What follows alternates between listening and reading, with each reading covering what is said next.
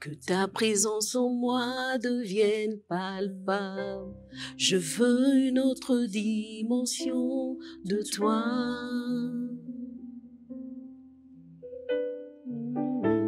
Que ta présence en moi devienne réelle.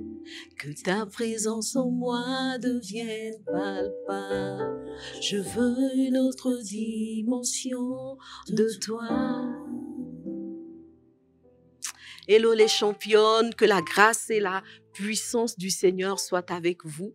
Je voudrais tellement que la présence de Dieu remplisse nos vies, que la présence de Dieu remplisse nos circonstances, tout ce que nous sommes en tant que femmes. En tout cas, moi, ce matin, quand je me suis levée, j'avais ces paroles en cœur. J'avais ce cantique dans le cœur. Que la gloire de Dieu inonde ma vie. Que la puissance de Dieu me remplisse davantage afin que je puisse influencer mon environnement, afin que je puisse apporter quelque chose qui vient de Dieu à toutes les personnes qui sont autour de moi et pouvoir ainsi manifester davantage le règne et le royaume de Dieu dans tous les endroits où le Seigneur m'a positionné. Oui, quand on parle comme ça, en fait, on est en train de parler d'influence. Ce que je désire, en fait, c'est pouvoir influencer mon environnement. C'est pouvoir être un modèle, pouvoir porter des valeurs, porter un modèle qui glorifie Dieu et qui emmène cette génération à atteindre les projets et les objectifs de Dieu pour elle.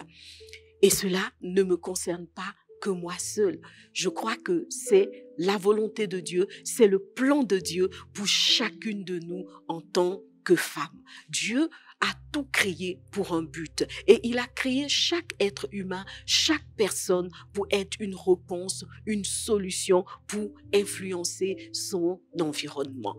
Je sais qu'aujourd'hui, le terme influence, influenceuse, influenceur est un mot à la mode, mais je voudrais te dire que Dieu a créé des influenceurs et des influenceuses avant même que cette mode, que cette saison ne surgisse. Vous voyez, cette saison n'est là que depuis quelques mois, quelques années maximum, mais depuis qu'il a créé le monde, Dieu a créé des hommes et des femmes d'influence. Et c'est ce qu'il attend que tu sois, c'est ce qu'il souhaite que tu deviennes, toi, une influenceuse à la gloire de Dieu. Aujourd'hui, donc, nous allons parler de ce terme influence, influenceuse. Nous allons parler de comment devenir une femme d'influence et surtout le demeurer. Non pas à la sauce de ce monde, mais selon le plan, selon les projets de Dieu et selon les méthodes de Dieu. Au terme de cette soirée, tu vas devenir une femme d'influence et le rester durablement. On va donc aller plus loin en invoquant déjà la présence de Dieu dans ce moment. Celui qui est la source de l'influence véritable, c'est lui. Nous allons donc invoquer le Seigneur, qu'il vienne et prenne le contrôle de ce moment dans la chambre des secrets afin de nous communiquer une onction d'influence, afin de nous révéler les secrets de l'influence qui feront de nous des femmes d'influence et de destinée. Bienvenue donc à Secrets de Femmes pour un nouveau thème dans la présence de Dieu. Alors, avant que nous puissions entrer dans la prière, je veux t'inviter à liker la page de Secrets de Femmes. Je veux t'inviter à envoyer une invitation à toutes les sœurs, à toutes tes amies, à toutes tes connaissances, parce que je suis convaincue que depuis que tu suis Secrets de Femmes, tu es juste une femme bénie. Alors tu vas partager cette bénédiction avec d'autres femmes et tu vas aussi saluer toutes les sœurs qui sont en ligne en ce moment avec nous. Je vous salue dans le nom de Jésus. Je veux saluer toutes les sœurs qui sont aussi dans cette salle avec moi. Je veux saluer toutes les équipes qui permettent ce moment possible d'un point de vue technique et je veux saluer la glorieuse et merveilleuse présence du Saint-Esprit. Oui, Seigneur, nous voulons ta gloire dans nos vies. Nous voulons ta présence dans nos vies. Et je veux encore te dire que ta présence en moi, Seigneur, que ta présence en moi devienne réelle. Que ta présence en moi devienne palpable. Je veux une autre dimension de toi. Seigneur, oui, nous voulons une autre dimension de toi. Nous voulons que ta présence dans nos vies soit palpable, ô Dieu vivant. Dans un monde où il y a beaucoup de modèles, beaucoup d'idoles, Seigneur, nous, ce que nous voulons, c'est toi. Nous voulons que ta présence dans nos vies soit visible, que ta présence dans nos vies soit palpable dans notre quotidien, dans nos actions, dans notre travail, dans notre famille, Seigneur. Nous voulons être ce porte-flambeau de ta gloire. Merci, ô Dieu de gloire, de le réaliser en nous. Et nous voulons passer ce moment dans ta présence, Papa. Nous savons qu'au sortir de ces instants, Père, nous ne serons plus les mêmes femmes, Papa. Parce que ce que tu as appelé chacune de nous à être sera pleinement manifesté avec ta force et ta capacité. Merci, notre Dieu. Bénis ces instants dans le précieux nom de Jésus. Amen. Nous voulons plus de toi. Deviens plus réel. Deviens plus palpable dans nos vies.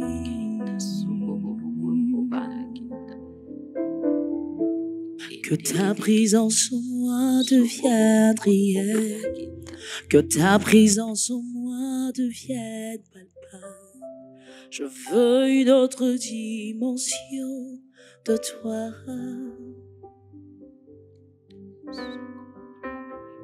Que ta présence en moi devienne réelle. Que ta présence en moi devienne palpable. Je veux une autre dimension de toi. Que ta présence en moi devienne réelle. Que ta présence en moi devienne palpable. Je veux une autre dimension de toi. Nous le déclarons que ta présence en moi devienne réelle. Que ta présence en moi devienne palpable. Je veux une autre dimension de toi. Que ta présence en moi, Seigneur, que ta présence en moi devienne réelle. Que ta présence en moi devienne palpable. Je veux une autre dimension de toi. La dimension du toucher, la dimension de gloire, la dimension de puissance,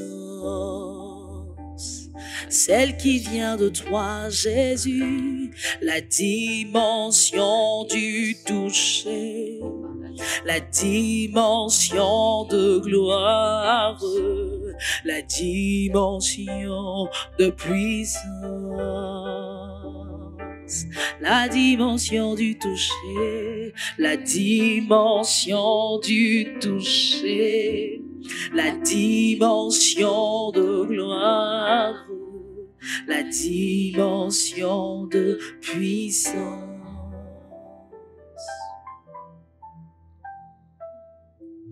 Que ta présence en nous devienne réelle.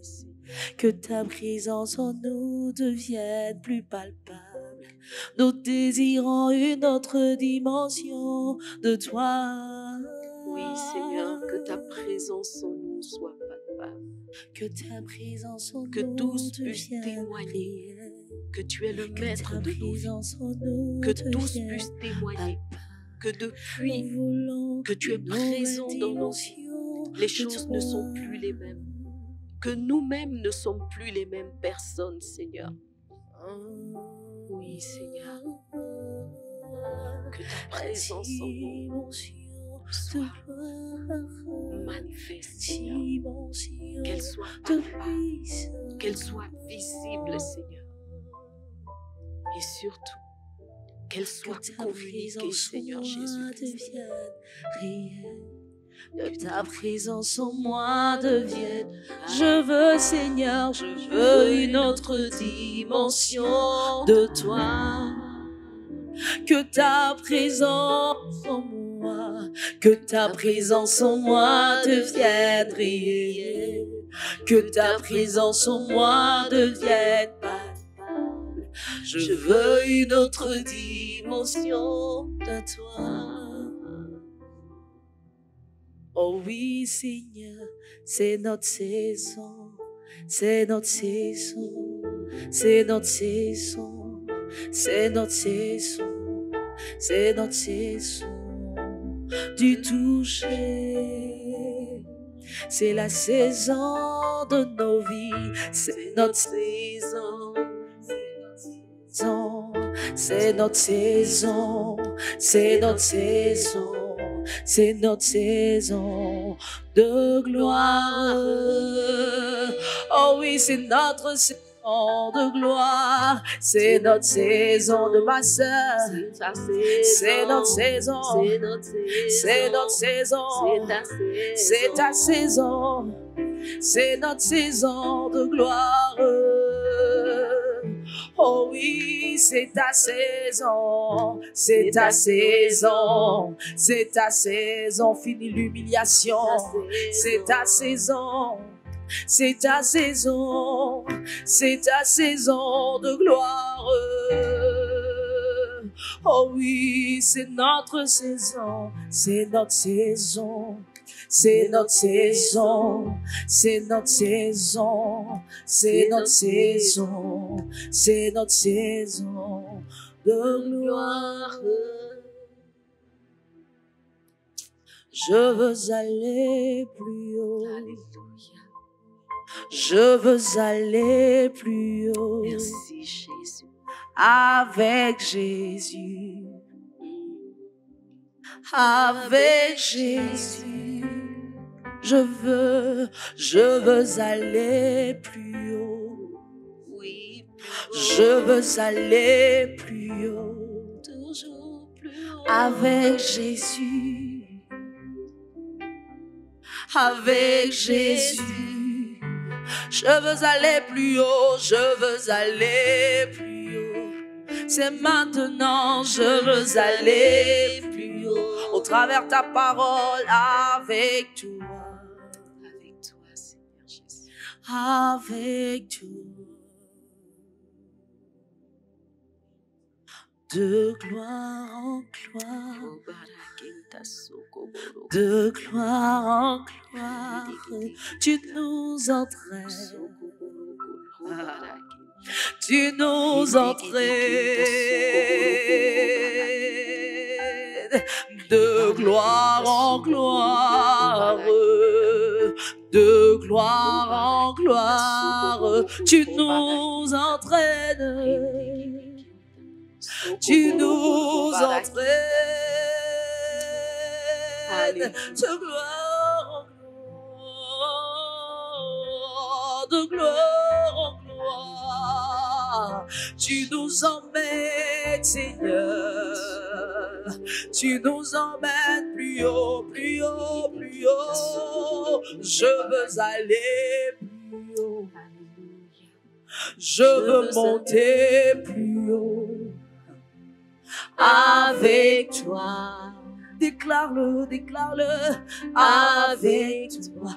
Je veux monter, dis au Seigneur. Je veux monter plus haut. Je veux monter, je veux monter plus haut.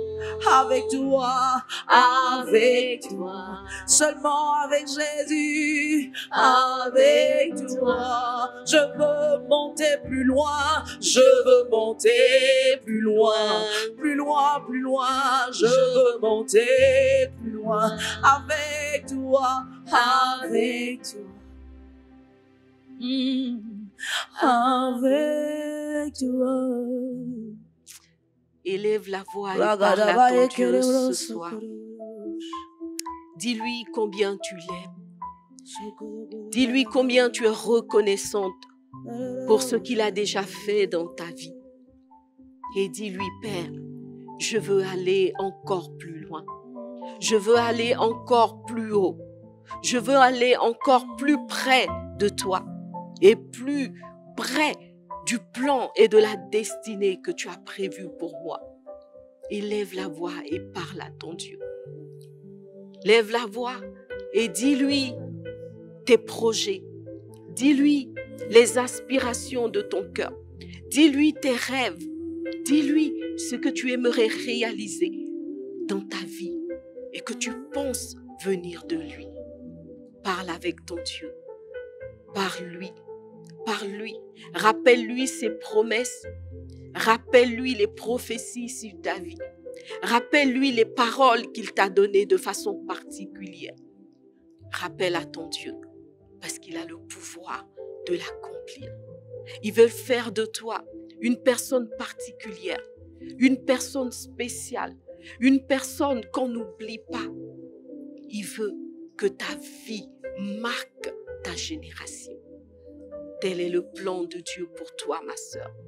Alors élève la voix, que ce soit au travers de ton travail, que ce soit au travers de ta famille, au travers de ton mariage, au travers de tes connexions. Oui, Dieu veut faire de ta vie une vie qui compte, une vie qu'on retient, une vie qui influence ceux qui ont le bonheur de la côtoyer. Dis-le à ton Dieu. Rappelle-lui ses promesses. Rappelle-lui son plan. Rappelle-lui son projet de vie pour toi ce soir. Dis-lui, Seigneur, oui, je veux aller plus haut avec toi. Toujours plus haut. Alléluia. Merci, Jésus. Je veux aller plus loin avec toi. Avec toi. Je veux aller plus loin. Je veux aller plus loin avec toi. Avec toi. Nous voici donc dans la chambre des secrets, cette chambre que nous affectionnons tant, ce lieu que nous aimons, cet endroit, ce rendez-vous du vendredi soir que nous ne manquerions pour rien au monde. Et ce soir, nous allons parler d'influence parce que nos vies doivent compter. Et j'ai envie de dire, dis à quelqu'un ce soir, je ne suis pas venu accompagner les autres. Dis à quelqu'un ce soir, ma vie va compter. Ma vie va remplir sa mission. Ma vie va manifester tout ce que Dieu a caché en elle. Parce que tel est le plan de Dieu pour toi, ma sœur. Notre thème de ce soir, comme je le disais tout à l'heure, c'est comment devenir une femme d'influence et le rester. Et pour développer ce sujet, j'ai choisi une icône biblique, un modèle biblique, une femme de destinée que nous présente la Bible, c'est Myriam, la sœur de Moïse. On va donc prendre la parole de Dieu et lire un texte pendant quelques secondes. Tu vas donc prendre ta Bible où tu vas noter et te donner l'occasion de relire ce texte dès que tu le pourras. Alors ce texte, c'est Exode 2 à partir du verset 1er. On va lire du verset 1er jusqu'au verset 7. Je lis donc la parole de Dieu. Il est dit, un homme de la maison de Lévi avait pris pour femme une fille de Lévi. Cette femme devint enceinte et enfanta un fils. Elle vit qu'il était beau et elle le cacha pendant 3 mois. Ne pouvant plus le cacher, elle prit une caisse de jonc qu'elle enduisit de bitume et de poix, et elle y mit l'enfant et le déposa parmi les roseaux sur le bord du fleuve Nil. Verset 4. La sœur de l'enfant se tint à quelque distance pour savoir ce qui arriverait de lui. La fille de Pharaon descendit au fleuve pour se baigner, et ses compagnes se promenèrent le long du fleuve. Elle aperçut la caisse au milieu des roseaux et elle envoya sa servante pour le prendre. Verset 6, elle ouvrit et vit l'enfant. C'était un petit garçon qui pleurait. Elle en eut pitié et elle dit, c'est un enfant des Hébreux. Verset 7, alors la sœur de l'enfant dit à la fille de Pharaon, veux-tu que j'aille te chercher une nourrice parmi les femmes des Hébreux? On va continuer avec le verset suivant. Pour qu'il allaite cet enfant, pour qu'elle allaite cet enfant. Verset 8, va, lui répondit la fille de Pharaon. Et la jeune fille alla chercher la mère de l'enfant. La fille de Pharaon lui dit, emporte cet enfant et allaite-le-moi, et je te donnerai ton salaire. La femme prit l'enfant et l'allaita. Et lorsque l'enfant fut grand, elle le ramena à la fille de Pharaon. Voici une histoire que nous raconte le livre d'Exode en son chapitre 2. Nous connaissons cette histoire, je le pense. Seulement, chaque fois que nous avons lu cette histoire, notre attention s'est focalisée sur l'enfant qui avait été posé sur le fleuve, puis récupéré par la fille de Pharaon. Cet enfant n'est autre que le grand prophète Moïse. Voilà, donc nous connaissons l'histoire. Jochébed, la mère de Moïse, l'avait mis au monde dans cette période où le Pharaon avait demandé que tous les enfants mâles, les enfants garçons qui naîtraient, soient tués ou noyés dans le fleuve parce qu'il ne voulait plus que la population hébreu qui était devenue très nombreuse en Égypte, continue à se multiplier. L'histoire, nous la connaissons donc. Jochébed, lorsqu'elle a accouché de son enfant, a décidé qu'elle ne voulait pas que cet enfant meure. Elle est allée contre l'ordre de Pharaon, elle a caché cet enfant, elle a tout fait pour que cet enfant vive et il est dit, pendant 3 mois, elle a caché minutieusement l'enfant. Et puis, au bout d'un moment, les bébés étant ce qu'ils sont, vous en savez quelque chose, elle ne pouvait plus cacher l'enfant. C'était devenu une mission presque impossible. Elle a donc décidé de mettre l'enfant dans un panier de jonc, donc dans un panier. Elle a enduit l'intérieur du panier de bitume pour créer une étanchéité, n'est-ce pas? Et puis, elle a déposé ce panier sur le fleuve, là où la fille de Pharaon et ses amis avaient coutume de se baigner. Et l'élément qui est un élément principal de ce récit, dont je vais parler maintenant, c'est le fait que Jochébed, la mère de Moïse, n'était pas seule dans cette entreprise. À côté d'elle, il y avait une personne très, très particulière, c'est la sœur, n'est-ce pas, du bébé, la sœur aînée du bébé qui s'appelle Myriam. En tout cas, on la connaît comme Myriam. Myriam a accompagné sa mère dans cette entreprise. Je m'imagine donc qu'elles ont élaboré le plan ensemble et elles l'ont déployé ensemble. Et alors que l'enfant a été posé sur le fleuve, Myriam a certainement dit à sa mère, « Maman, tu peux rentrer, tu peux aller continuer à vaquer à tes occupations. Moi, je vais continuer à guetter, je vais continuer à mener la garde, n'est-ce pas? Je vais continuer à surveiller l'enfant et voir ce qu'il adviendra de lui et je viendrai te faire un compte rendu. » Et puis, parce que la main de Dieu était dans cette affaire, dans cette histoire, la fille de Pharaon a effectivement vu le panier dans lequel se trouvait cet enfant et, contre toute attente, au lieu de suivre l'ordre de son père, qui était de tuer tout enfant mâle hébreu, elle décide, n'est-ce pas, de garder cet enfant. Ce qui est extraordinaire, c'est que elle n'a pas douté du fait que l'enfant était un enfant hébreu. Elle a tout de suite reconnu que c'était un enfant hébreu, mais elle a décidé de garder cet enfant. Quand on lit l'histoire comme ça, on découvre en tout cas une fille de Pharaon extraordinaire, pleine de compassion et d'amour. Mais la vérité, c'est que avant d'avoir touché la fille de Pharaon, avant d'avoir ému la fille de Pharaon, il y a une équipe choc qui a élaboré un plan. Et aujourd'hui, je voudrais qu'on puisse parler du membre le plus faible de cette équipe, celle qu'on a tendance à oublier, c'est-à-dire la sœur de l'enfant, la jeune Myriam qui, n'est-ce pas, a été avec sa mère l'héroïne de la sauvegarde, l'héroïne du salut de Moïse, son frère. La fille de Pharaon donc prend le panier, elle découvre l'enfant et elle décide de le garder.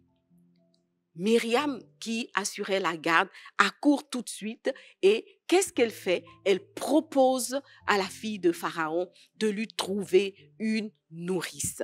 Voici comment commence l'histoire de Myriam dans la parole de Dieu.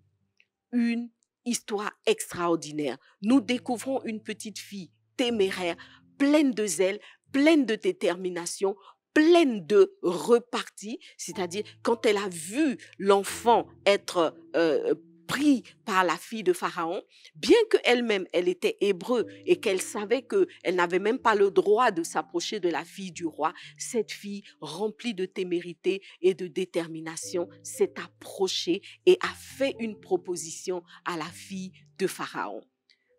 Myriam commence donc son histoire dans la parole de Dieu avec éclat. Et son histoire ne s'arrête pas là. Donc, l'histoire de cette femme commence enfant avec la naissance de Moïse, mais par la suite, nous retrouvons Myriam dans la parole de Dieu lorsque l'enfant qui avait été sauvé des eaux revient comme libérateur du peuple, non plus dans sa forme enfant, non plus comme un enfant. Donc, de longues années plus tard, Moïse revient comme libérateur du peuple d'Israël et devinez quoi? Il est accompagné de Myriam. Myriam est partie prenante de la belle aventure, de l'extraordinaire aventure de délivrance qui va prendre place.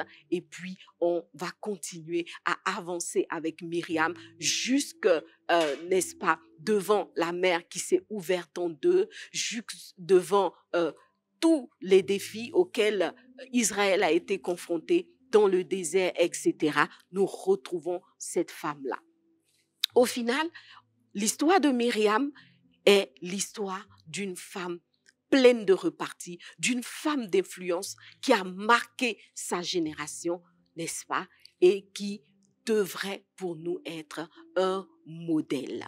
Alors, qu'est-ce que Myriam a fait de façon réelle? Nous allons le découvrir à travers plusieurs points. La vie de Myriam est un modèle pour nous et je crois que si nous arrivons à décortiquer cette vie, la vie de cette femme, nous aussi, nous pourrons être des femmes d'influence sur qui Dieu compte pour la destinée de tout un peuple. Dis Amen avec moi. Alors, sur la base du texte que nous avons lu et de plusieurs autres textes de la parole de Dieu, je vais développer 7 points pour être une femme d'influence et le rester, n'est-ce pas, selon le modèle de Myriam, la sœur de Moïse. Nous allons lire la parole de Dieu dans le livre de Michée. Michée 6, le verset 4, il est dit: T'ai-je lassé en te faisant sortir d'Égypte et en te délivrant de ce pays où tu étais esclave et en envoyant devant toi Moïse, Aaron et Myriam. Voilà donc dans le livre de Michée, le Seigneur lui-même parle et il dit au peuple d'Israël que pour sa délivrance, il a envoyé, c'est vrai, Moïse, l'homme qu'il avait choisi, mais avec Moïse, il y avait Aaron et Myriam. Voyez. Avec Moïse, il y avait Aaron et Myriam. Moïse n'était pas seul, il était avec son frère Aaron parce que à un moment donné, lorsque Moïse a dit « Je ne sais pas parler, je ne sais pas comment je vais faire pour délivrer ce peuple », Dieu lui a dit clairement, et ça c'était dans le désert, devant le buisson ardent, il lui a dit « Je vais te donner Aaron, il sera ta bouche, n'est-ce pas ?» Mais ce que nous oublions souvent, c'est qu'à côté de Aaron, il y avait aussi Myriam et ce verset le dit clairement. Alors, on va commencer d'abord par définir le nom de Myriam. Vous savez que souvent, un nom transporte une destinée. Le nom qu'une personne porte va renfermer un certain nombre de caractères, de caractéristiques de cette personne et aussi bien souvent retracer l'histoire de cette personne-là. Dans la parole de Dieu, les noms ne sont pas donnés au hasard, les noms ne sont pas sans sens, les noms ne sont pas sans contenu et cela est aussi vrai pour Myriam, notre héroïne. On va donc comprendre à travers le nom que Myriam porte toutes les caractéristiques que nous allons développer par la suite. Alors, lorsque vous prenez la parole de Dieu, la vérité, c'est que dans la plupart des versions, vous n'allez pas trouver Myriam. Myriam, c'est vrai, c'est le nom de cette personne, mais souvent, on va retrouver plutôt le terme Marie. Dans la version Louis II, par exemple, on aura plutôt Marie à la place de Myriam. Dans Darby et dans beaucoup d'autres versions, on va retrouver plutôt Marie à la place de Myriam. Myriam va ressortir dans des versions comme la version Semeur. La version Semeur nous présente cette personne-là comme Myriam. Mais je veux dire à quelqu'un, don't worry, ça veut dire ne te trouble pas, ne sois pas angoissé. En réalité, Myriam, Marie sont exactement le même prénom. Et ce prénom qu'on peut dire Myriam ou Marie vient en fait d'une même racine, c'est-à-dire d'un même mot qui est le mot Mara. Et vous savez avec moi que Mara signifie amertume. Le mot Mara en hébreu signifie amertume. On se souvient des eaux de Mara, n'est-ce pas, dans le livre des Nombres. On se souvient de Naomi qui, lorsqu'elle s'était rendue à Moab, avait perdu son mari, ses enfants, etc. Et elle a décidé à un moment donné de repartir en Israël. Et avant de repartir en Israël, elle avait pris la décision de ne plus s'appeler Naomi, mais de s'appeler Mara, c'est-à-dire amertume. Alors, quand on donne le nom Mara à une personne, on l'a donc compris, on veut signifier que il y a de l'amertume dans l'histoire de cette personne-là. On veut signifier que la chose n'est pas simple. Il y a une complication quelque part, il y a une difficulté quelque part, il y a des ténèbres, il y a un goût amer quelque part. Voyez? Donc, le nom Marie que nous aimons donner à nos enfants, que beaucoup de personnes portent avec fierté, suite à Marie, la mère de Jésus, a une origine en fait qui signifie amertume, qui signifie difficulté, qui signifie complication. Je l'ai déjà expliqué ici dans un exemple que j'avais donné parlant de Myriam, que on peut penser donc que ce nom lui a été donné parce que justement Israël traversait un moment difficile. Ils étaient sous l'oppression, ils étaient dans la difficulté, ils étaient réduits en esclavage et du coup, il y avait une atmosphère, non pas de bonheur, mais une atmosphère de souffrance, une atmosphère de pleurs dans lequel ce peuple était plongé. Et c'est dans ce contexte historique que Jochebed met au monde sa fille Myriam et donc elle lui donne un nom qui est en conformité avec l'atmosphère générale du moment, qui est en phase avec la saison dans laquelle Israël est, c'est cette saison d'amertume. Et donc, Myriam va porter, n'est-ce pas, à travers son identité, son nom, les stigmates de cette période difficile par laquelle passait Israël. On l'appelle donc Myriam ou encore Marie, qui vient donc de Mara. Voici donc un peu le contexte historique dans lequel Myriam vient au monde. Mais, chose extraordinaire, Myriam ne va pas se laisser compter, n'est-ce pas? Elle ne va pas se laisser lier par ce nom-là. Elle ne va pas se laisser enfermer ou embrigader. Elle ne va pas se laisser diminuer par le nom qu'elle portait. Elle va aller au-delà de l'environnement dans lequel elle vivait. Elle va aller au-delà du nom qu'elle porte en devenant une petite fille pleine de vie, une petite fille espiègle, une petite fille remplie d'intelligence, de vivacité, etc. Parce que en lisant le texte de Exode 2 que nous avons lu tout à l'heure, ce n'est pas une jeune fille craintive, ce n'est pas une jeune fille apeurée, ce n'est pas une jeune fille angoissée ou attristée que nous découvrons, mais c'est bien une enfant, une jeune fille pleine de vie, de vitalité, remplie d'intelligence, avec beaucoup d'idées dans la tête et surtout, beaucoup d'espérance. Voyez. Donc, Myriam n'a pas coulé dans l'esprit de tristesse de sa saison, mais elle a développé un tout autre caractère qui a fait d'elle, au final, la femme qu'elle est devenue. Alors, comment est-ce que, au travers de l'histoire de cette femme, nous pouvons devenir et découvrir les qualités d'une femme d'influence? Le point numéro 1, c'est développer un moral plus fort que les circonstances de la vie. Développer un moral plus fort que les circonstances de la vie. C'est ce dont je viens de parler. Myriam naît dans un contexte très, très difficile. Son peuple est réduit en esclavage. La vie est difficile. Ils sont sous l'oppression. C'est des pleurs à longueur de journée parce que des femmes sont privées de leurs enfants. Il n'y a pas de lumière, il n'y a pas de lueur d'espoir, il n'y a pas de visibilité d'un lendemain meilleur. Elle naît donc dans ce contexte et grandit en tant qu'enfant en esclavage dans un pays étranger.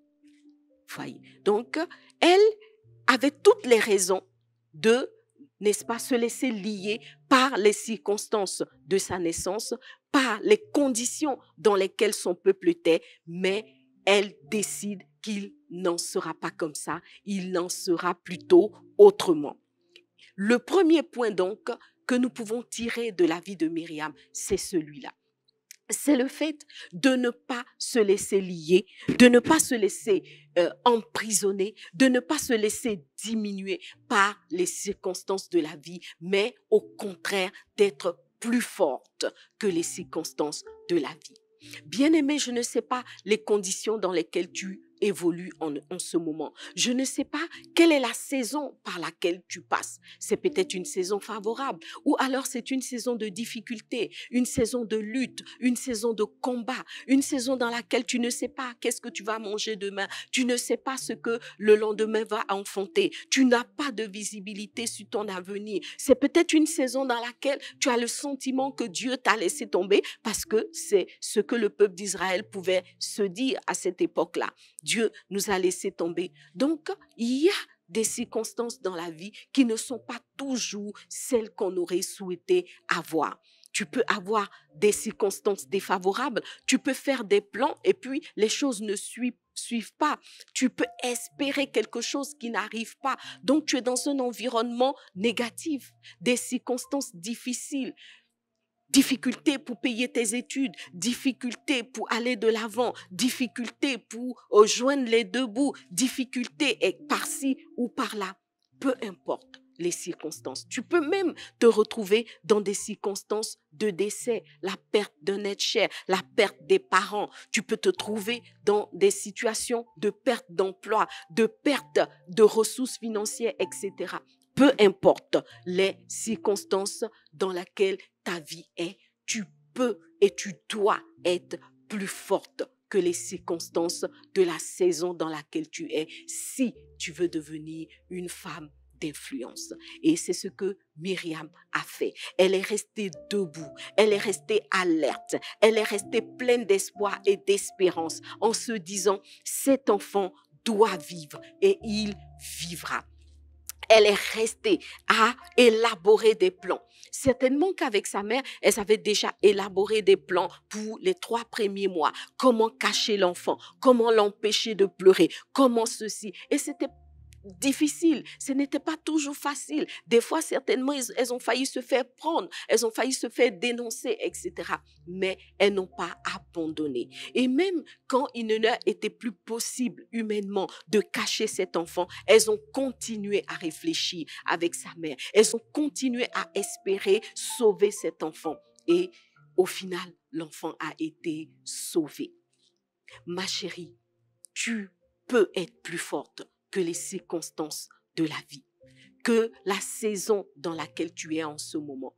Non seulement tu peux, mais tu dois l'être si tu veux devenir une femme d'influence. Et comme Myriam, Dieu t'a donné la capacité, il t'a donné le pouvoir de l'être.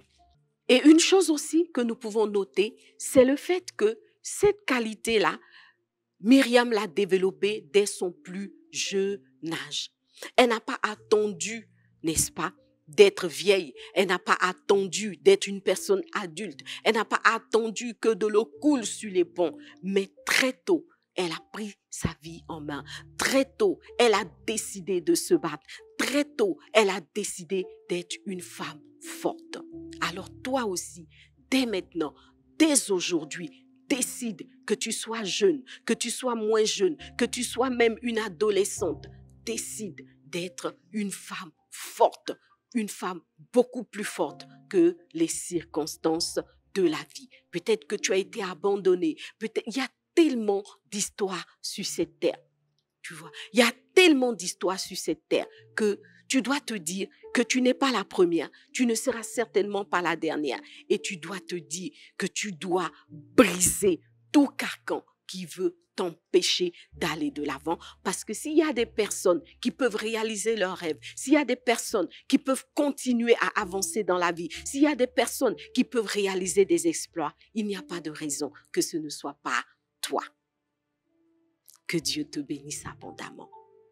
Le deuxième point, c'est le fait que pour devenir une femme d'influence, il faut développer un esprit motivé, un esprit de courage, un esprit de détermination et un esprit d'engagement. Et cela, je pourrais encore ajouter, dès son plus jeune âge. Myriam n'était pas une personne ordinaire.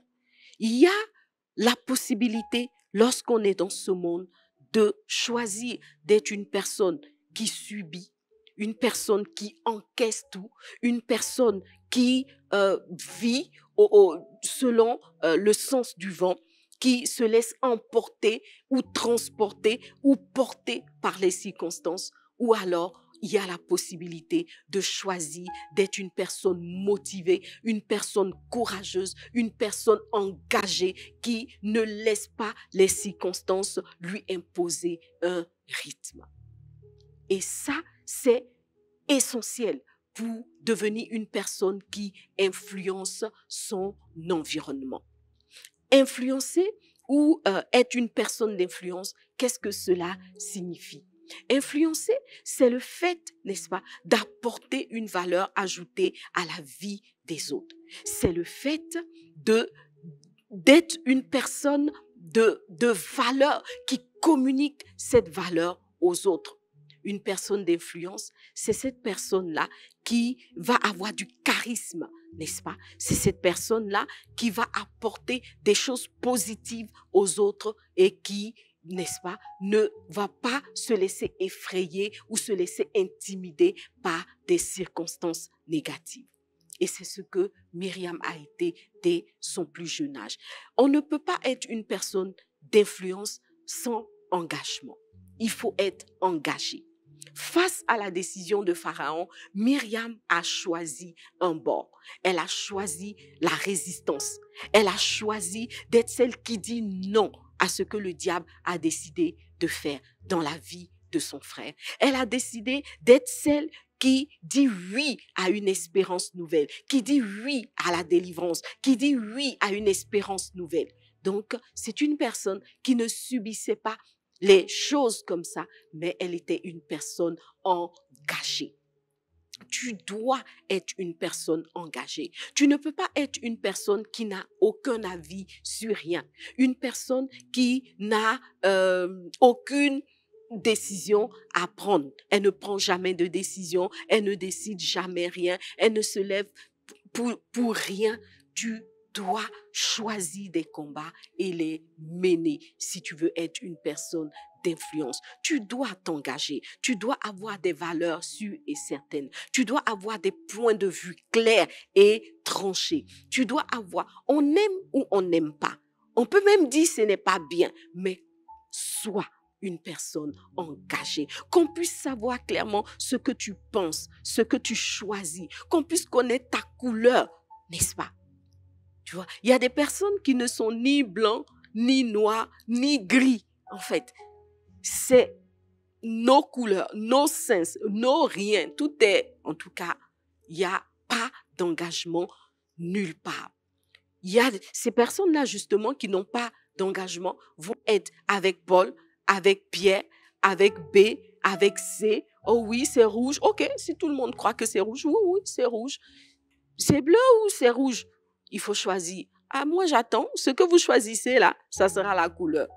Voyez. Donc, si tu es une personne qui n'a pas d'avis, qui n'a pas le cœur de s'engager de façon claire pour une chose, c'est que tu ne peux pas être une personne de destinée, tu ne peux pas être une femme d'influence, tu ne peux pas marquer ta génération.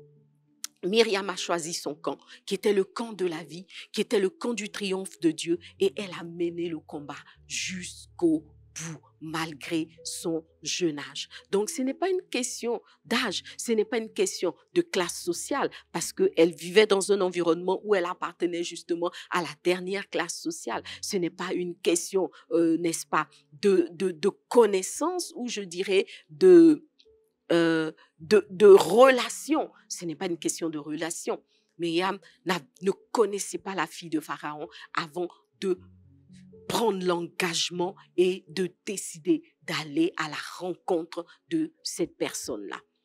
Je suppose aussi que si Myriam était sur les lieux où son frère a été posé sur le fleuve, c'est parce qu'elle était aussi une personne courageuse.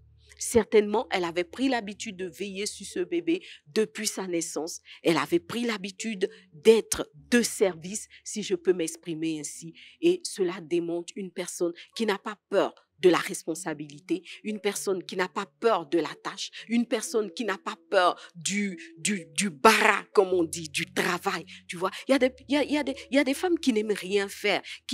Faut pas qu'on les fatigue, faut pas qu'on les engage à faire quoi que ce soit, faut pas qu'on leur demande ceci, cela, faut pas qu'on leur donne de responsabilité, faut pas qu'on leur confie une mission. Elles veulent juste vivre emportées par le vent, manger leur attiéké, comme on dit, et puis se réveiller tous les matins. Non, si tu vis comme ça, tu ne pourras pas être une personne d'influence, tu ne pourras pas influencer ta génération. Que ce soit l'influence selon Dieu, une influence véritable et positive, durable, ou même simplement la petite influence très légère de ces temps-ci, peu importe, dans tous les cas, tu as besoin de travailler, tu as besoin de courage, tu as besoin de détermination, tu as besoin de zèle, tu as besoin d'engagement pour que ce que tu es, ce que Dieu a fait de toi, les trésors qu'il a cachés en toi puissent être visibles par les autres et surtout puissent venir bonifier la vie des autres et les pousser vers l'avant. Que Dieu fasse de toi, ma sœur, une femme engagée, une femme pleine de courage, une femme travailleuse, une femme déterminée, une femme en qui la paresse n'est pas citée. Et ça, c'est le modèle justement de la femme de Proverbe 31, cette femme, n'est-ce pas, que la Bible a appelée la femme vertueuse, une femme pleine de courage et de détermination, qui a pris sa vie en main et qui a foncé vers son avenir. Qu'il en soit de même pour toi, ma sœur, dans le nom de Jésus. Notre troisième point, c'est celui-ci, c'est la nécessité d'aimer s'investir pour les autres. Pour être une personne d'influence et devenir une influenceuse, il faut aimer les autres et aimer s'engager pour les autres. Myriam l'a fait dès son jeune âge. Elle a aimé son frère. Elle a aimé, je pense aussi, son peuple, n'est-ce pas? Parce que à travers son frère, elle voyait le salut et la délivrance de tout le peuple d'Israël. Pour devenir une personne d'influence, tu dois aimer t'investir pour les autres. Aimer s'investir pour les autres passe d'abord par le fait d'aimer les autres. On ne peut pas s'investir durablement pour les autres si on n'aime pas les gens. Tu vois, tu ne peux pas t'investir si tu n'aimes pas. L'engagement, le don de soi va aller chercher l'amour pour les autres. Le Seigneur Jésus pouvait dire, il n'y a pas de plus grand amour que de donner sa vie pour les autres. Donc, cela signifie que donner sa vie pour les autres, c'est aimer les autres. Tu dois être capable de donner ta vie pour les autres, être capable de t'investir pour les autres, et cela sur le fondement de l'amour et de l'appréciation des autres. Tu dois aimer les autres, les apprécier tels qu'ils sont et prendre la décision de t'engager pour eux, de donner ta vie pour eux. S'engager pour les autres, c'est être capable de donner de son temps pour les autres. Le temps, c'est le premier trésor d'un individu, d'une personne. Tu peux ne pas avoir d'argent, tu peux ne pas avoir de matériel, tu peux ne pas avoir de ressources, mais le temps, tant que tu es vivant, tu as du temps. Tu as 24 heures dans la journée, tu as 7 jours dans la semaine, tu as 30 ou 31 ou 28 ou 29 jours dans un mois. Tu vois, tu as du temps. Et c'est la première chose sur laquelle tu peux prendre le pari de t'engager pour les autres, parce que personne ne viendra te donner de facture pour ton temps. C'est ton temps et tu peux décider de l'offrir pour les autres. Myriam a donné du temps pour les autres. Elle a donné du temps pour les autres. Ensuite, pour être une personne dédestinée, non seulement il faut aimer, n'est-ce pas, les autres, être capable de leur donner du temps, mais aussi il faut aimer, n'est-ce pas, la vie de groupe. Il faut aimer la vie de groupe, aimer, n'est-ce pas, connecter les gens, aimer réunir les gens, aimer assembler les gens. Et ça, on le retrouve dans la vie de Myriam. Quand on lit l'histoire de Myriam, on se rend compte que quelque part, lorsque Dieu envoie ce trio de personnes, Moïse est un homme, donc d'une certaine façon, il va porter plus le fardeau des hommes. De la même façon que Aaron, puisque Israël est une société patriarcale où ce sont les hommes qui ont droit de parole, ce sont les hommes qui doivent, ce sont les hommes qui font, ce sont les hommes qu'on voit, ce sont les hommes qu'on écoute, etc. Mais quelque part, au milieu de cette équipe choc, Dieu a eu une pensée pour les femmes. Dis avec moi, Dieu a eu une pensée pour les femmes. Tu vois, vraiment, Dieu nous aime. Dieu a eu une pensée pour les femmes. Et c'est la raison pour laquelle il a mis Myriam dans le groupe. Et quand on lit la parole de Dieu de façon générale, chaque fois qu'on retrouve Myriam, on la retrouve en action au milieu des femmes. Myriam s'est posée comme un leader femme pour les femmes, pour les droits des femmes, pour, n'est-ce pas, l'émancipation des femmes.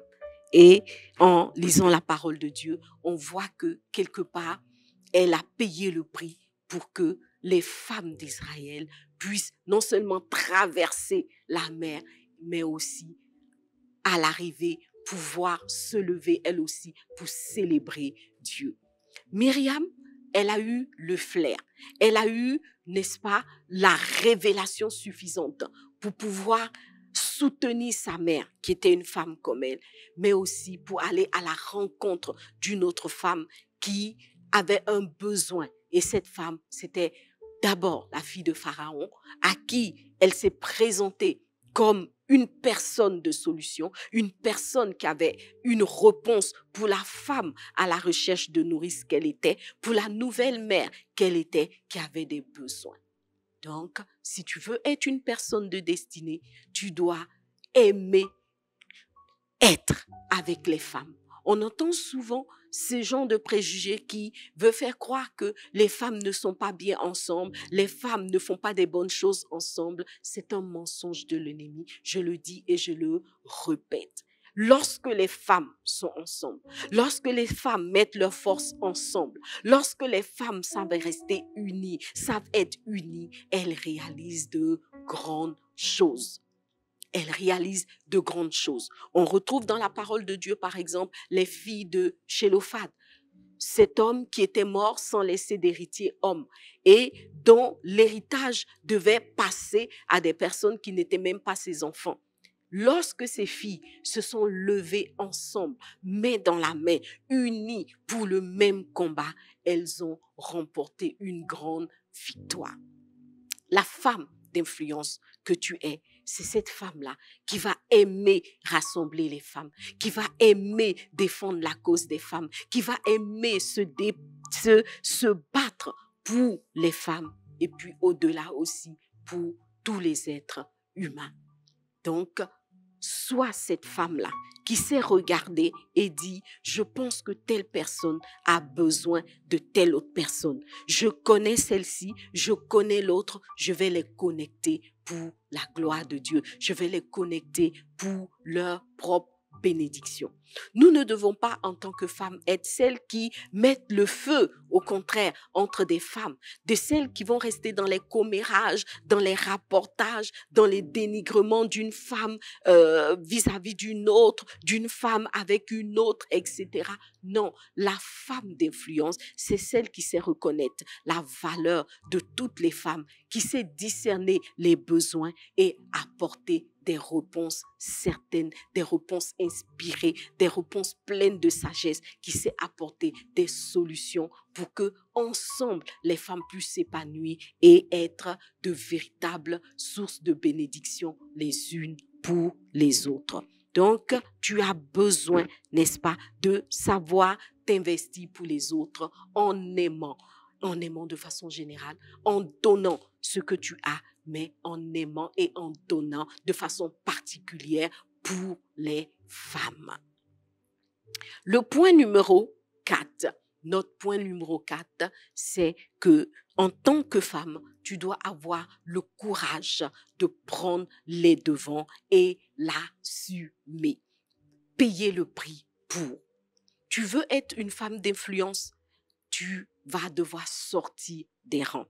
Tu vas devoir sortir de la mêlée. Tu vas devoir sortir de l'ensemble pour te positionner. Et cela va rejoindre le point que nous avons développé au départ, qui est d'être une femme engagée, une femme qui est capable de prendre une décision et de l'assumer jusqu'au bout. Pour être une femme de destinée, tu as besoin de sortir des sentiers battus. Tu as besoin de sortir de l'ensemble. Tu as besoin de sortir des rangs pour prendre le leadership, pour prendre les devants et, n'est-ce pas, faire avancer quelque chose, un ensemble vers un objectif. Tu vas devoir prendre les devants pour manifester quelque chose, n'est-ce pas? Prendre les devants, souvent, on aimerait bien quand tout va bien. On aime bien les bons rôles quand tout va bien. On va aimer, n'est-ce pas, être devant quand tout fonctionne, quand tout va bien. Mais il faut accepter de prendre les devants quand il n'y a pas encore de gloire, quand il n'y a pas encore de projecteur, n'est-ce pas, quand il n'y a pas encore de récompense, quand il n'y a pas encore de succès. Tu vois, il faut être capable de dire, moi, je vais assumer ceci. Moi, je vais me mettre au devant de ce groupe. Moi, je vais me lever pour conduire toutes ces femmes-là dans la prière. Je vais payer le prix d'être présente. Je vais payer le prix de leader ce groupe. Je vais payer le prix de mettre en place une ONG pour aller à la rencontre des besoins de la société dans laquelle je vis. Je vais payer le prix, n'est-ce pas, d'être le porte-voix des sans-voix. Je vais payer le prix d'être celle qui va visiter des femmes malades, des femmes en prison. Qu'est-ce que tu fais qui te distingue des autres femmes de ta génération? En fait, voici la vraie question. Est-ce que tu te démarques? Est-ce que tu prends les devants? Est-ce que tu payes un prix particulier que la masse ne paye pas, que tout le monde ne paye pas? Ou simplement tu es dans la mouvance générale à poursuivre les mêmes choses que les autres, c'est-à-dire des choses futiles, des choses qui ne vont pas être un point de référence dans l'histoire. Une femme qui veut être une femme d'influence doit choisir des combats qui valent la peine d'être menés et prendre le devant de ce combat. Même quand il n'y a pas encore de visibilité devant, même quand il n'y a pas encore de gloire devant, même quand il n'y a pas encore le projecteur qui vient pour faire le reportage de ce qui s'est passé. Quand personne ne sait, quand tout le monde est dans l'anonymat, quand ce combat-là, personne ne veut prendre la peine de le combattre, de le porter, quand ce fardeau, personne ne veut encore prendre la peine de le soulever et de le porter, toi, décide de te détacher. Toi, décide d'être celle qui fait la différence. Toi, décide d'être celle qui engage le combat, si je veux m'exprimer ainsi. Et alors, tous et toutes finiront par reconnaître que oui, tu es une femme d'influence. Parce que alors, par ton combat, par ton engagement, par ta décision, tu auras apporté quelque chose de nouveau et tu auras semé quelque chose de nouveau, quelque chose de différent, quelque chose de fort dans la vie des autres. Ça, c'est très important pour être une femme de destinée.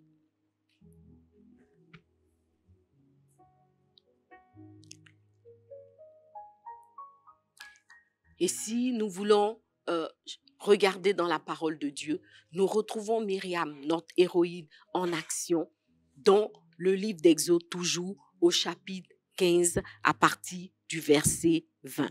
Donc, c'est cette histoire-là où Myriam, n'est-ce pas, est passée devant lorsque la mer s'est ouverte en deux. Elle n'est pas restée derrière, a dit, les hommes allaient d'abord, ou bien les sœurs. Qui veut passer devant là?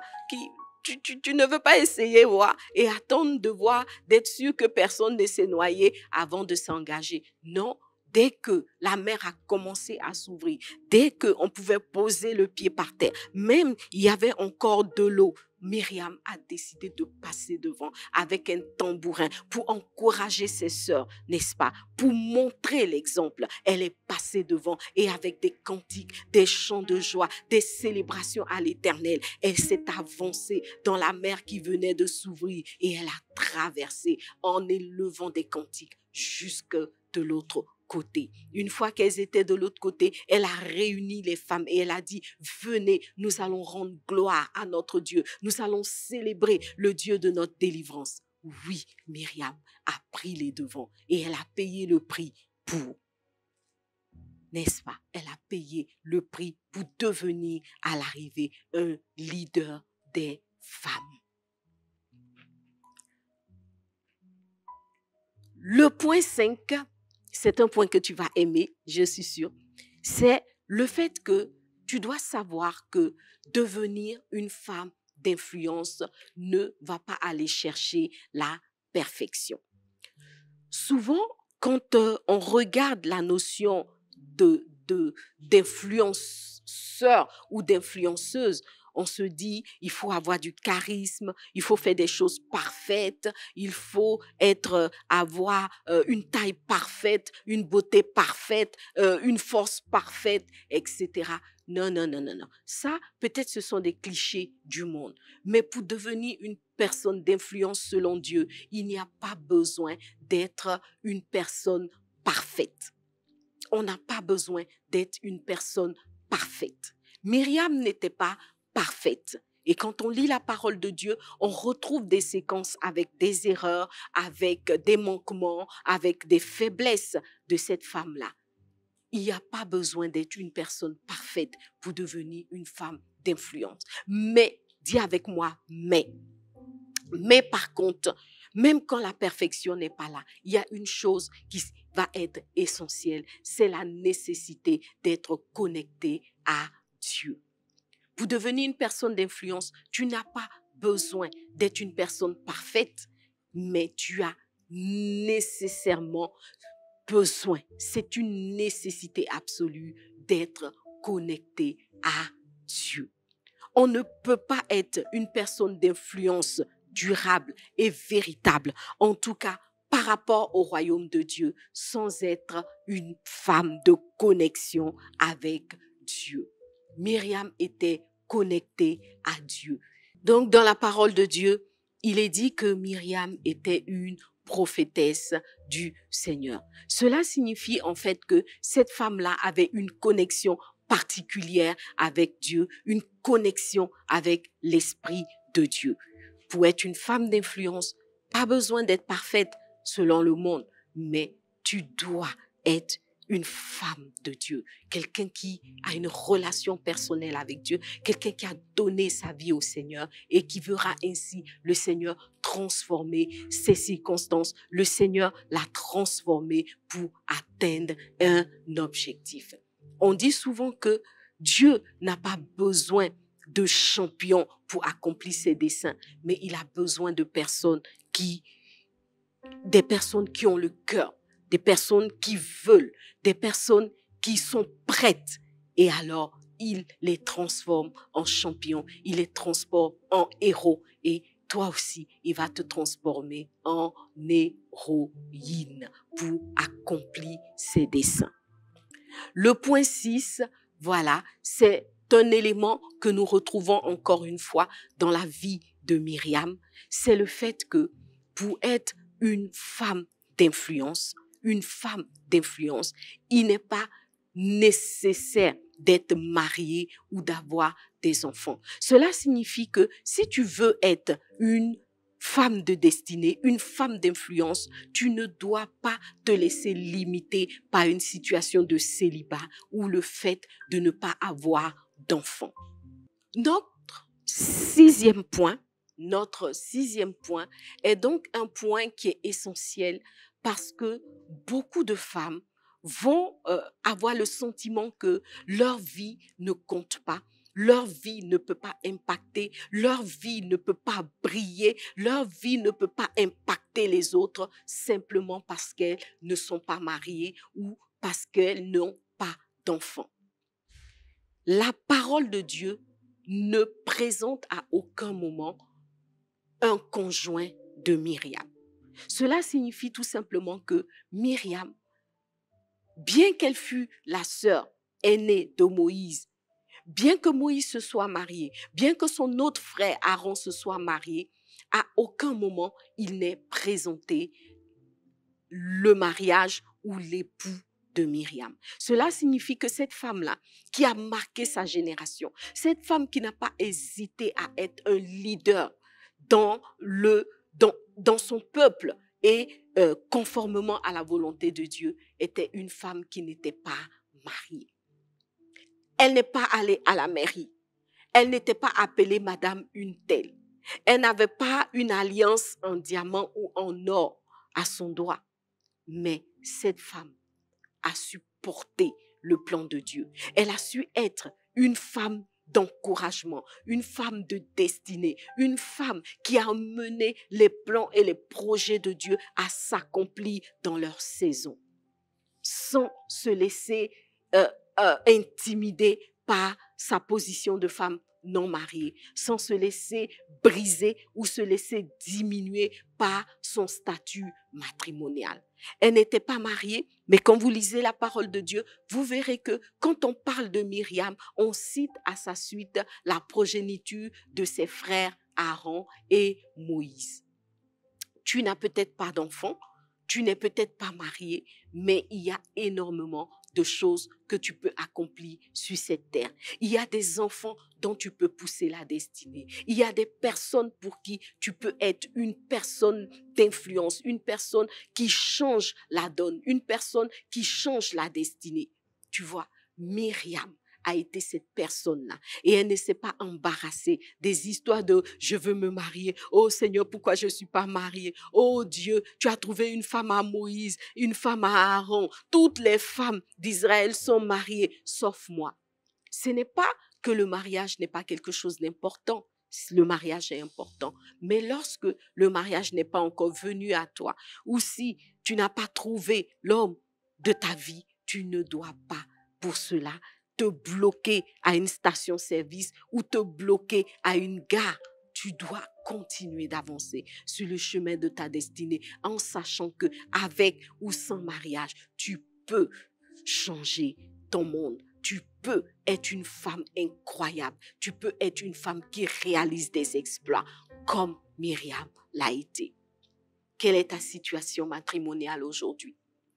Quelle est ta situation de femme? Est-ce que tu attends encore le mariage? Peut-être que tu n'as toujours pas d'enfant, mais regarde toute l'intelligence et la sagesse que Dieu t'a donnée. Regarde l'ingéniosité que le Seigneur t'a accordée. Regarde la qualité des idées et des révélations que tu as. Est-ce que tu vas laisser tout cela mourir en entendant que le maire te signe un papier de mariage? Ou est-ce que tu vas foncer dans le couloir de ta destinée et décider de faire la différence grâce à toutes les autres choses dont le Seigneur t'a pourvu? Je t'invite à le faire et à le faire dès maintenant. Alors, secoue-toi, remue-toi, chasse, n'est-ce pas, la tristesse ou les mauvaises pensées ou le sentiment que tu n'es pas comme les autres, tu n'as pas ce qu'il faut simplement parce que tu n'es pas marié ou que tu n'as pas d'enfant. Chasse toutes ces mauvaises pensées et fonce vers ta destinée.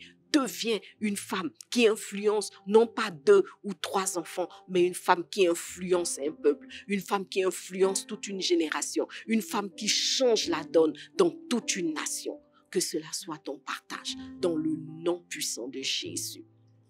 Alléluia. Nous allons terminer avec ce dernier point. Pour être une femme d'influence, il y a un 7e élément qui est très important. Je sais que tous les autres éléments, tu as commencé à les manifester. Et je prie que le Seigneur te donne de les déployer, de les manifester parfaitement. Parce que Dieu a une place d'influenceuse pour toi. Il y a des vies qui attendent ta manifestation. Il y a des destinées qui attendent que tu te lèves pour que la différence se fasse pour elles.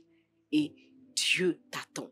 Il t'attend à votre rendez-vous d'influenceur. Il t'attend au carrefour de ta destinée pour que tu commences à influencer positivement toutes les nombreuses personnes qu'il a mis autour de toi. Notre point 7 va être le point qui va te permettre de demeurer une personne d'influence. Vous savez que quand on devient une personne d'influence, quand on y prend garde, on peut avoir le sentiment de toute puissance, on peut avoir cet extraordinaire sentiment d'accomplissement, de puissance, de force, de capacité. Parce que justement, on réalise que sa vie compte, on réalise que beaucoup de personnes sont aiguillées, sont repositionnées, sont propulsées vers leur destinée grâce à notre action, grâce à ce que nous faisons, etc. Et quand on y prend garde, cela peut être grisant. Et c'est malheureusement comme ça que finit la vie de Myriam. C'est une femme extraordinaire. Je ne voudrais pas que tu restes sur ce point, mais je voudrais quand même que tu saches que ce point est important pour garder l'influence. C'est la nécessité de rester dans les limites de l'influence que Dieu t'a donnée. Tu as besoin de rester dans le couloir de ton influence et ne pas chercher à outrepasser tes pouvoirs, ne pas chercher à outrepasser, n'est-ce pas, le domaine d'action que le Seigneur t'a donné. En ce sens-là, Myriam a chuté, Myriam a fauté, puisque nous retrouvons dans le livre d'Exode une situation dans laquelle la Bible dit que elle s'est mise à critiquer son prophète de frère, son patron, son frère Moïse, qui était devenu son patron, qui était devenu son berger. Elle s'est mise à le critiquer avec Aaron et la parole de Dieu dit que Myriam a été frappée de lèpre. Et vous savez que Myriam a vécu très longtemps. Elle a vécu jusqu'aux portes de Canaan. Elle a vécu très longtemps. Elle a vécu vieille. Mais après cette histoire de critique de Moïse, après cette histoire où la parole de Dieu dit que alors qu'elle parlait avec Aaron, Dieu a entendu les critiques qu'elle élevait et qu'elle a été frappée de lèpre, d'une certaine façon, c'est comme si elle avait disparu dans l'environnement d'Israël, dans l'environnement de la parole de Dieu. Il n'en est rien. En vérité, Myriam est restée longtemps encore. Elle a continué à servir Dieu, mais quelque part, l'influence que Dieu lui avait donnée, l'aura que le Seigneur lui avait donnée, la place de leader que Dieu lui avait donnée, avait pris un coup parce qu'elle n'a pas su rester dans les limites de l'influence que le Seigneur lui donnait. Toi aussi, tu as besoin pour rester toujours en position d'influence, pour continuer à être ce leader que le Seigneur a choisi, pour continuer à être cette femme qui dirige sa maison de façon extraordinaire. Tu as besoin de rester dans les limites de l'influence que le Seigneur t'a donnée. Si tu es marié, tu as une influence à avoir dans ton foyer. Tu es une influenceuse dans ta famille, mais tu dois rester dans la limite de ton influence en ne cherchant pas à t'accaparer, n'est-ce pas, le pouvoir de ton mari, le rôle de ton mari ou l'autorité de ton mari. Si tu travailles dans une entreprise où tu es élevé en responsabilité, en autorité, tu dois toujours te souvenir de ton patron, de la personne que tu as au-dessus de toi, n'est-ce pas? Et des fois même, ça peut simplement être dans une famille. Dieu t'a élevé, Dieu t'a béni, Dieu t'a distingué, mais tu ne dois pas oublier, si tu en as, en tout cas, que tu as des aînés à qui tu dois respect, que tu as des parents même que tu dois continuer à respecter. Tu vois? Donc Myriam, à un moment donné, parce qu'elle était écoutée, parce qu'elle était vue comme l'une comment dire ça, des sauveurs, de ceux qui, elle était vue comme partie prenante de ceux qui avaient délivré Israël, donc comme l'un des délivreurs ou des délivreuses d'Israël, etc. Comme elle était vue comme ça. Elle était vue comme celle qui savait rassembler les femmes, qui savait rassurer, qui savait se faire entendre. Et quelque part, elle a oublié que devant la mission, au devant du peuple, il y avait une personne que Dieu avait établie, c'était Moïse. Tu vois? Donc, elle a pensé qu'elle pouvait s'élever contre Moïse. Et elle a même dit, est-ce que c'est à Moïse seul que Dieu parle? Moi aussi, je suis un leader. Moi aussi, Dieu me parle. Moi aussi, Dieu me révèle des choses. Donc, qu'est-ce que Moïse peut faire que moi, je ne peux pas faire? Donc, j'ai le droit de lui parler. J'ai le droit de lui dire ce que je veux. Bien-aimé, toute influence a sa sphère d'influence. Toute influence a son kilométrage d'influence. Toute influence a son domaine de définition. Et en tant qu'influenceuse du Seigneur, tu dois savoir rester dans l'environnement que le Seigneur a prévu pour toi et grandir avec la croissance qui vient de Dieu. Chaque fois que Dieu va étirer ton territoire, tu vas avancer, toujours en te souvenant de l'autre autorité dont tu dépends sur ce territoire ou dans cet environnement. Si tu le fais, tu vas garder ton influence et continuer à grandir et à développer cette influence-là au rythme et à la distance et à la dimension de Dieu. Et cela jusqu'à la fin de tes jours. Tu ne tomberas pas dans l'oubli, tu ne tomberas pas dans, n'est-ce pas, la défaite comme Myriam l'a fait. Voilà. Que le Seigneur t'accorde d'être une femme d'influence et qu'il t'accorde toutes les capacités et toute l'onction, toute la grâce pour le demeurer aujourd'hui jusqu'à la fin.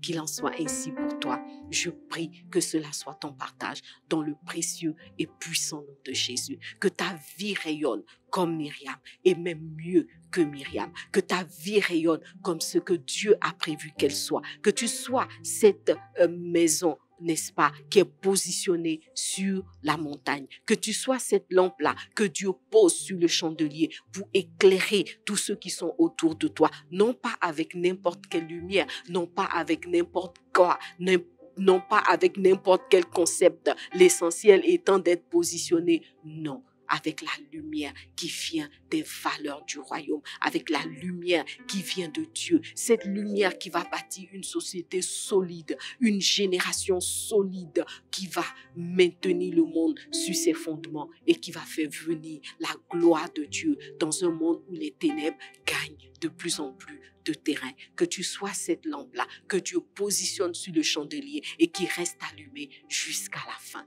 Qu'il en soit ainsi dans ta vie, au nom puissant de Jésus. Alléluia. Alors tu vas baisser la tête avec moi. Tu vas baisser la tête et nous allons prier. De tous les points que j'ai développés, tu connais ceux qui sont déjà ton partage et ceux qui ne le sont pas encore. Tu connais tes forces, tu connais tes faiblesses. Ne te dis pas non, moi je ne suis pas née pour influencer. Moi je ne suis pas née pour être une influenceuse. Les influenceuses là, c'est les une telle, une telle, une telle. Non ma chérie, Dieu t'a créé pour que tu sois une influenceuse dans le domaine d'influence, le domaine de définition qu'il a prévu pour toi. Et tu dois te lever et prendre ta place d'influenceuse. Alors tu vas baisser la tête avec moi et prier. Ou alors peut-être que tu es déjà en train d'influencer un certain nombre de personnes. Seulement, c'est une influence négative, qui n'en soit pas ainsi. Parce que tu peux pousser des gens par ton influence à la rébellion ou au refus des règles, etc. Que cela ne soit pas ton partage. Que tu sois une influenceuse positive, une influenceuse à la gloire de Dieu. Baisse la tête avec moi et prie ton Dieu. Robarakinta sokoborokun robarakinta. Prindigidikinta sokoborokun robarakinta. Prindigidikinta sokoborokun robarakinta. Oh Seigneur notre Dieu, merci pour ta parole, Papa. Nous voulons, ô Dieu de gloire, recevoir cette parole dans nos cœurs et nous laisser conduire par toi, Papa, pour être ces femmes d'influence que tu veux que nous soyons, ô Dieu de gloire. Agis, Papa, dans la vie de tes filles. Agis dans ma vie afin que je puisse influencer positivement, influencer, ô Dieu de gloire, selon les règles, influencer durablement en mettant en pratique tous ces points, Papa, que tu nous as donnés. Je prie pour une femme qui est trop faible dans son environnement, pour une femme, ô Dieu, qui est dans la foule, qui est dans la mêlée, qui se laisse emporter par les vagues de chaque jour. Seigneur, donne-lui de recevoir ces paroles et de se lever pour décider de devenir une femme d'influence selon ton cœur, ô Dieu vivant. Dans le nom de Jésus, j'invoque ta grâce, Papa, que toute femme qui se sent faible, toute femme qui se sent incapable, soit fortifiée et encouragée ce soir par le Saint-Esprit, dans le nom de Jésus. Je veux, ô Dieu de gloire, élever la voix pour une femme qui n'a pas appris à aimer, qui n'a pas appris à rassembler, mais qui est plutôt dans une logique de, ô Dieu, de détester les autres, dans une logique de division, Papa. Qu'elle soit délivrée, ô Dieu de gloire, de cette habitude. Peut-être une femme, Seigneur, pense que influencer, c'est diviser pour mieux régner, ô Dieu de gloire. Qu'il n'en soit pas ainsi, Papa. Donne-nous l'influence selon toi, l'influence selon ton royaume. Oh Dieu, que nous puissions apporter des choses positives dans la vie des autres, Papa. Que nous puissions, oh Dieu de gloire, avoir du charisme qui vient de toi et qui soit basé sur tous ces principes, Seigneur, dont tu nous as parlé aujourd'hui, ô Dieu de gloire. Agis en nous, Papa. Fais de nous des femmes selon ton cœur, comme tu as dit de David qu'il était un homme selon ton cœur. Merci, Père. pour tout ce que tu fais au nom puissant de Jésus. Comme Myriam, papa, donne-nous un esprit de louange, un esprit de célébration, un esprit de reconnaissance à Dieu. Oh papa, donne-nous d'être connectés à toi, Père, d'être des prophétesses, des femmes de Dieu, papa, afin que tu puisses vraiment trouver des bras au travers de qui agir, que tu puisses trouver des voix au travers de qui parler, que tu puisses trouver des pieds au travers de qui aller, oh Seigneur, vers. Seigneur, fais-le dans nos vies, papa, dans le précieux et puissant nom de Jésus. Amen. De toi seul, j'ai tant besoin de toi. Seigneur, ma vie n'est plus à moi, elle t'appartient, Seigneur. Entièrement, je m'abandonne. Nous le déclarons, ma vie n'est plus à moi. Elle t'appartient, Seigneur. Entièrement, je m'abandonne à toi. Ma vie n'est plus à moi. Ma vie n'est plus à moi. Elle t'appartient, Seigneur. Entièrement, je m'abandonne à toi. Merci, Saint-Esprit. Merci, Seigneur. Voici donc les sœurs, nous sommes au terme de notre soirée. Nous avons atterri avec notre thème et c'est avec vraiment beaucoup de bonheur que j'ai pu partager ces paroles, ces éléments que le Seigneur a mis sur mon cœur. Avant de nous séparer, nous allons partager le papo du jour. Voilà. Et le papo de ce jour, c'est comment développer un esprit de reconnaissance et d'action de grâce vis-à-vis de Dieu. L'un des textes qui a marqué beaucoup de personnes, beaucoup de femmes que nous sommes concernant Myriam, c'est ce texte de Exode 15 où elle s'est engagée au travers de la mer qui avait été divisée en deux avec des chants de louange et de célébration, invitant toutes les femmes à venir célébrer Dieu avec elle.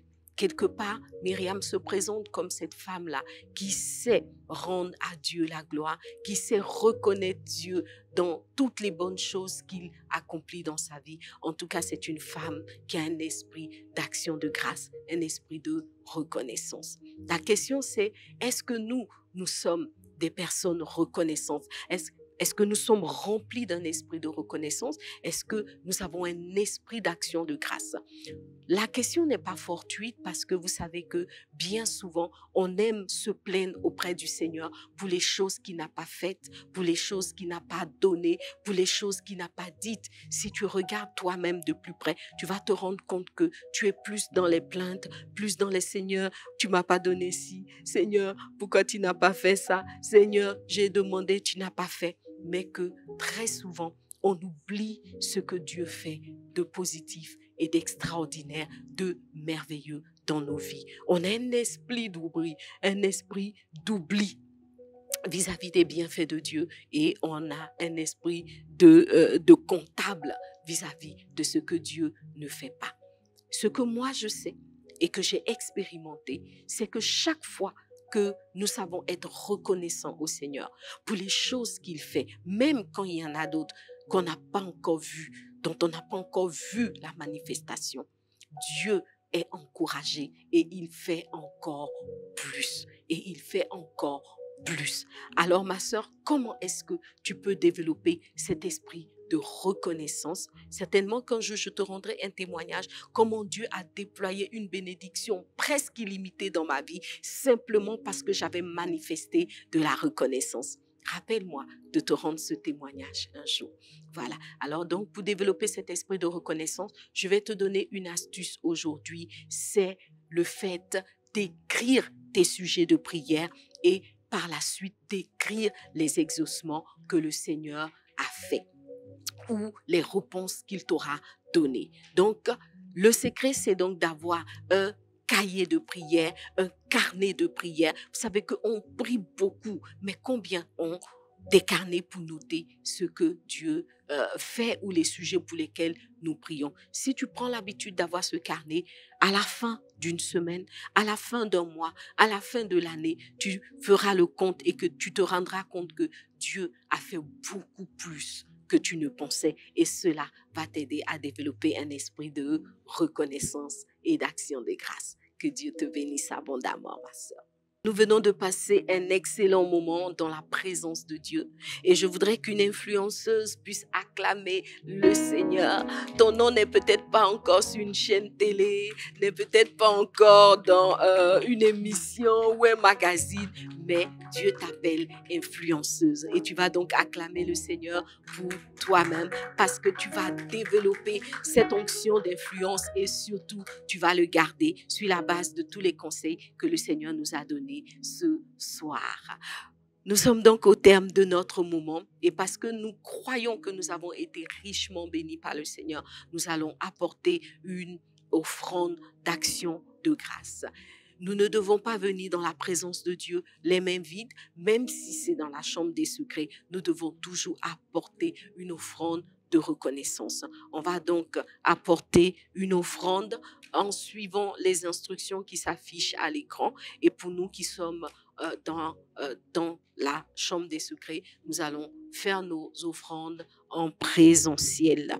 Et puis, avant de nous séparer, je voudrais nous encourager en tant que femmes à prendre des moments dans la présence de Dieu, des moments spéciaux, à mettre des temps de côté dans le jeûne et la prière pour chercher Dieu afin de développer l'esprit de prophétie, en tout cas de laisser le Seigneur nous remplir de sa présence. Et justement, en ce moment, toutes les églises Vase d'Honneur continuent leurs 12 jours de jeûne et prière. Je voudrais encourager toutes les femmes à s'engager dans ce moment de prière avec engagement et détermination parce que c'est là que ça commence, l'influence. Que Dieu te bénisse. Je te dis à très très bientôt. Nous bénissons le Seigneur pour toutes les équipes qui ont travaillé d'arrache-pied ce soir pour rendre ce moment possible. Que vos bénédictions soient multipliées. En tout cas, moi, vous êtes déjà les influenceurs de ma vie. Que Dieu vous bénisse. Je vous aime les filles. À bientôt pour la prochaine rencontre dans la chambre des secrets.